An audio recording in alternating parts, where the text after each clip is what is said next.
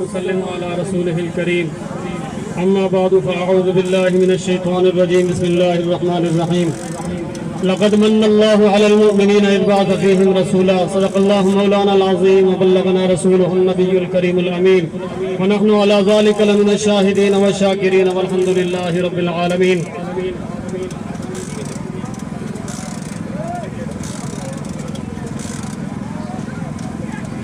تحقیق اللہ تبارک و تعالیٰ کا احسان ہو گیا مومنین کے اوپر کہ اس نے اپنا حبیب ہی ان کے اندر مبعوث فرما دیا. تو سامعین محترم، اگر چھوٹی سی چیز کسی کو دے تو پھر یہ حق بجا نہیں ہوتا کہ بندہ کہے کہ میں نے تیرے اوپر احسان کر دیا. رب کائنات نے قرآن مجید فرقان حمید میں اپنی تمام تر نعمتوں کا ذکر فرمایا اور اللہ تبارک و تعالی نے یہ ارشاد فرمایا وَإِن تَعُدُّوا نِعْمَتَ اللَّهِ لَا تُحْصُوهَا، فرمایا کہ میری نعمتیں اتنی ہیں کہ اگر تم شمار کرنا چاہو تو یہ تمہارے بس کی بات نہیں ہے. اگر ہم غور کریں تو ہمارے پاؤں سے لے کر سر تک اور اسی طرح سے زمین سے لے کر آسمان تک ہم اللہ تبارک و تعالیٰ کی نعمتوں کا استعمال کر رہے ہیں.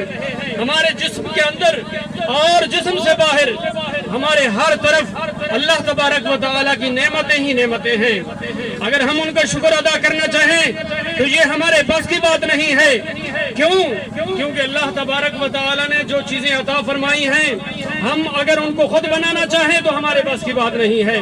تو ظاہر سی بات ہے پھر ہم ان کا صلہ کیا دیں گے، ان کا شکر کیا ادا کریں گے. لیکن ایک بات ہے کہ یہ ہمارے لیے بہت قیمتی ہے، ہمارے لیے بہت جو ہے اچھی نعمتیں ہیں.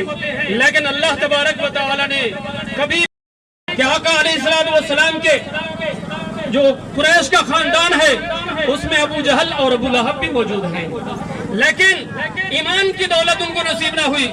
اگر وہ دولت نہ پا سکے، محبوب کی غلامی نہ پا سکے تو پھر ان کے لیے کوئی نام و اکرام نہیں ہے. پھر ان کے لیے آخرت کا عذاب ہے اور ان کے لیے بڑی بڑی وعیدیں ہیں. یہاں تک کہ جس کو ابو الحکم کہتے تھے آقا نے ایک مرتبہ فرما دیا ابو جہل ہے، تو آج تک اس کا نام ابو جہل لوگوں کی زبان پر زد عام ہے. تو یہ اللہ تبارک و تعالیٰ کا عظیم احسان جو ہمارے اوپر ہوا.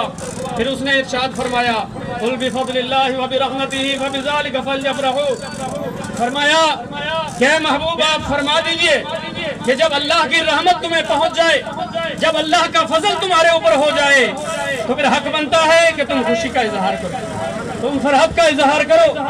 اور اس کے فرمایا کہ هُوَ خَيْرٌ مِّمَّا يَجْمَعُونَ، اور یہ فرحت کا اظہار.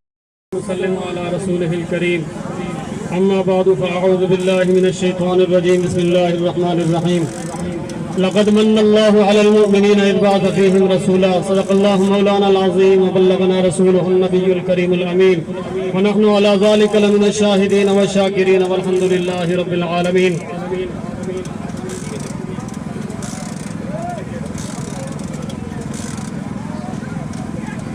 تحقیق اللہ تبارک و تعالیٰ کا احسان ہو گیا مومنین کے اوپر کہ اس نے اپنا حبیب ہی ان کے اندر مبعوث فرما دیا. تو سامعین محترم، اگر چھوٹی سی چیز کسی کو دے تو پھر یہ حق بجا نہیں ہوتا کہ بندہ کہے کہ میں نے تیرے اوپر احسان کر دیا. رب کائنات نے قرآن مجید فرقان حمید میں اپنی تمام تر نعمتوں کا ذکر فرمایا اور اللہ تبارک و تعالی نے یہ ارشاد فرمایا وَإِن تَعُدُّوا نِعْمَتَ اللَّهِ لَا تُحْصُوهَا، فرمایا کہ میری نعمتیں اتنی ہیں کہ اگر تم شمار کرنا چاہو تو یہ تمہارے بس کی بات نہیں ہے. اگر ہم غور کریں تو ہمارے پاؤں سے لے کر سر تک اور اسی طرح سے زمین سے لے کر آسمان تک ہم اللہ تبارک و تعالیٰ کی نعمتوں کا استعمال کر رہے ہیں. ہمارے جسم کے اندر اور جسم سے باہر ہمارے ہر طرف اللہ تبارک و تعالیٰ کی نعمتیں ہی نعمتیں ہیں. اگر ہم ان کا شکر ادا کرنا چاہیں تو یہ ہمارے بس کی بات نہیں ہے.